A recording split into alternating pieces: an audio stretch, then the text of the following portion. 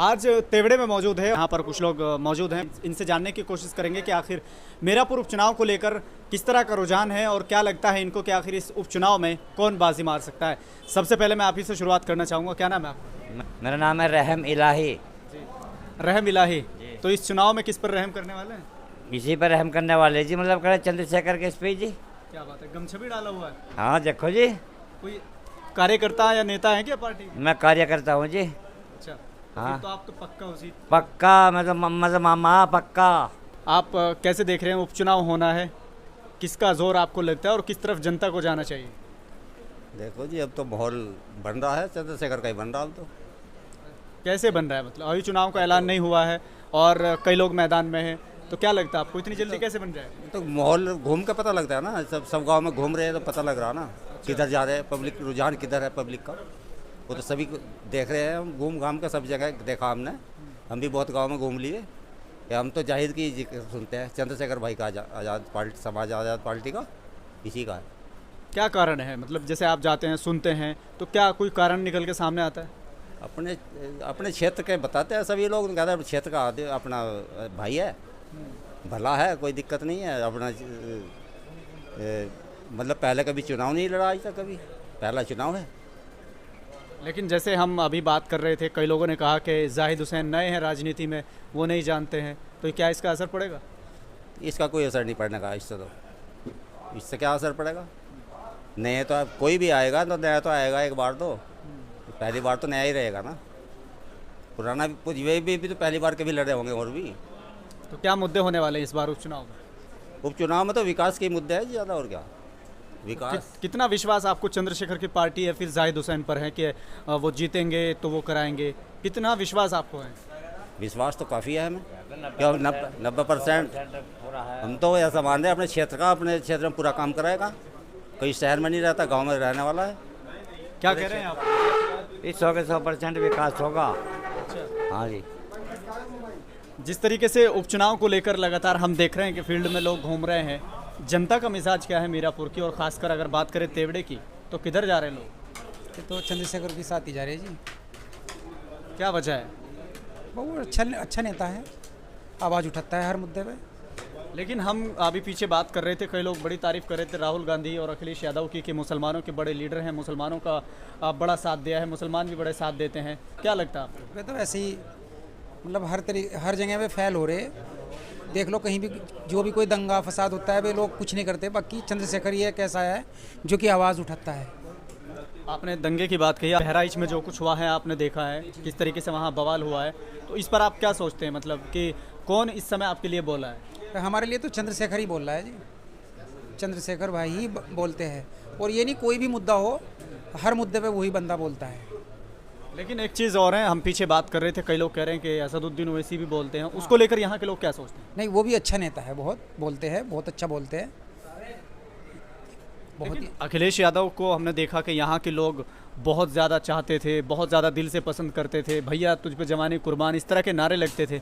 अब क्या है, क्या वो सिर्फ हवा हवाई है या फिर क्या? वो तो हवा हवाई फेंकता है जी। देखो 2013 में उसने दंगा, उसकी सरकार में ही दंगा हुआ।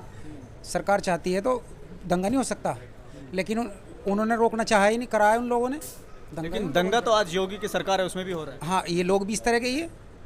ये लोग तो खुद ही मतलब जो है एक तो भ्रष्ट भी है, और दूसरे की ये लोग दंगा कराते हैं, समझ रहे नहीं, ये लोग ही दंगा कराते हैं।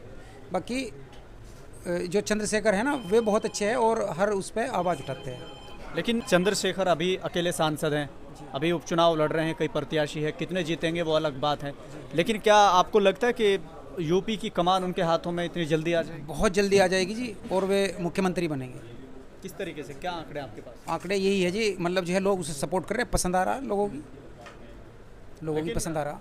पसंद तो कई और बड़े लोग हैं और वो उनको भी पसंद करते हैं, लेकिन चुनाव के टाइम उनको इतना वोट नहीं मिल पाता जितनी वो भीड़ जुटा देते हैं।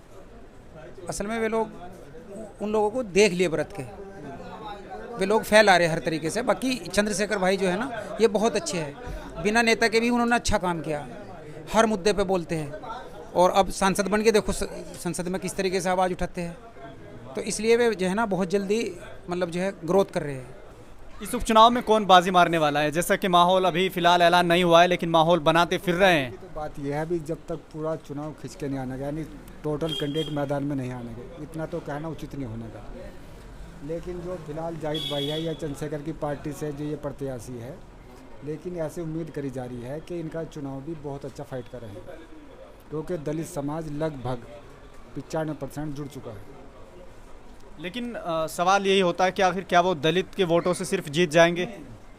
दलित के वोटों से नहीं, मोमडन भी वोट बहुत मिलेगा और अदर वोट भी मिलेंगे। मोमडनों के अलावा भी, दलित के अलावा भी और भी वोट मिलने के बहुत बहुत चांस है। लेकिन कह रहे हैं कि मुसलमानों के मसीहा तो अखिलेश यादव हैं, समाजवादी पार्टी तो मुसलमानों के ऊपर डिपेंड करती है, मुस्लिम वोट तो टोटल वहाँ जाता है, कई लोग कह रहे हैं। तो ऐसे कैसे जीत पाएंगे? देखो, एक वक्त था जब मुसलमानों के पास कोई ऑप्शन नहीं था, केवल अखिलेश यादव ही ऑप्शन था।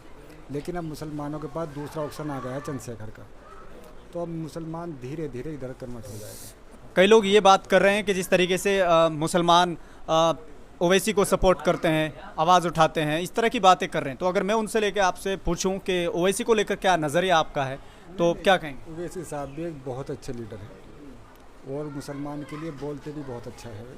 ऐसे ही हमारे चंद्रशेखर भाई भी जो है ना, मुसलमान के लिए या किसी भी कौम के लिए बहुत अच्छी तरीके से बोलते हैं। वो जुल्म को बर्दाश्त नहीं करते, वो भले किसी भी बिरादरी, किसी भी जाति, किसी भी धर्म के साथ हो रहा हो, तो जो आवाज़ उठाने वाला होगा वही बुलंदी पे पहुंचेगा।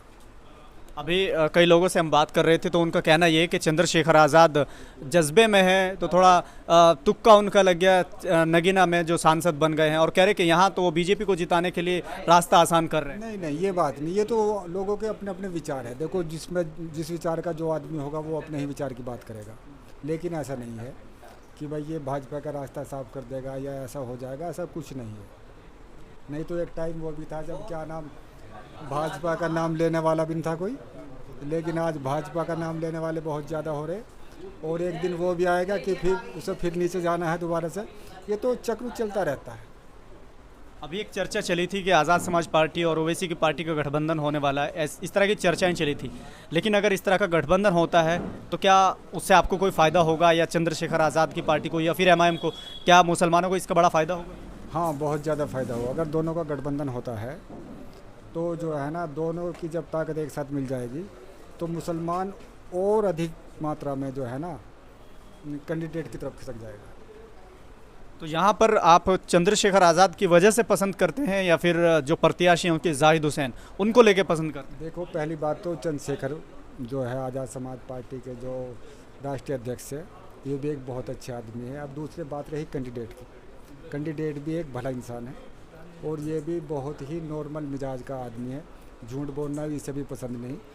ऐसी उम्मीद करी जा रही है कि जो भी वादा ये जनता के बीच में करेगा उसे निभाएगा। लेकिन चुनाव से पहले हर नेता बड़े बड़े वादे करते हैं। बिल्कुल करता है, लेकिन लोकल का है, लोकल के है तो हम लोग भी लोकल के हैं तो हम जानते हैं ही ना। और बाहर वाला अगर आके यहाँ झूठ बोलने लगे तो हम उसके बारे में क्या जान सके। लेकिन ये तो हमारे लोकल के हैं। और मैं अपनी बात कहूँ तो मैंने तो इसे बचपन से और अब तक देखा है। एक जब मैं मुजफ्फरनगर BSc कर रहा था कॉलेज में, तब ये शायद नर्सरी में था, तब ये भी उसी बस में जाग रहा था, मैं भी उसी बस में जाग रहा था। मैं तो तब से जानता हूँ। अब आप क्या कर रहे हैं? ना, फिलहाल तो मैं घर पे काम कर रहा हूँ। तो ये तो आपके निकले फिर एक तरह से। नहीं, तो मेरा एक किस्म से स्टूडेंट है मेरा। तो लोकल के मुद्दे क्या होने वाले हैं इस उपचुनाव में? ये तो ठीक है, पसंद और नापसंद पार्टी का होता है, मुद्दे क्या होने वाले हैं जो अब तक पिछले योजनाओं में जो सांसद बने हैं, जो MP बने हैं, वो अब तक नहीं कर पाए हैं? ऐसी कौन सी उम्मीद है आपको कि अगर वो जीत के आते हैं तो वो ये सब काम करेंगे? कौन सी? हाँ, देखो, अब तक जो भी यहाँ से जीत के गया लगभग काफ़ी समय बीत गया, किसी ने कोई भी वादा पूरा नहीं किया। लेकिन जाहिद भाई से पूरी उम्मीद लगाई जा रही है कि ये जो भी जुबान से कहेंगे या जो भी जनता के बीच वादा करेंगे उसे पूरा निभाएंगे। अभी इन्होंने हमारे यहाँ की जो दलित समाज की कुछ महिलाएं थी उनसे बात की थी इन्होंने, या उन महिलाओं ने इनसे बात की थी। उन्होंने अपना कुछ मसला रखा था, तो जाहिद भाई ने उनसे भी यही कहा कि अगर ऊपर वाले ने कामयाबी दे दी तो सबसे पहले तुम्हारा ये मसला हल होगा, क्योंकि हमारे यहाँ जो दलितों के पास जो है बारात घर नहीं है। ठीक है, तो इन्होंने कहा आपके लिए बारात घर की सुविधा ज़रूर उपलब्ध कराई जाएगी। तो ये थे तेवड़े के कुछ लोग जिन्होंने बात बात में स्पष्ट कर दिया कि आखिर यहाँ के लोग किस तरफ जा रहे हैं और मीरापुर उपचुनाव का रुझान क्या है। वो सब चीज़ें आपने इस वीडियो में देख ली। फिलहाल के लिए सिर्फ इतना ही। देखते रहिए भारत लाइव हिंदी।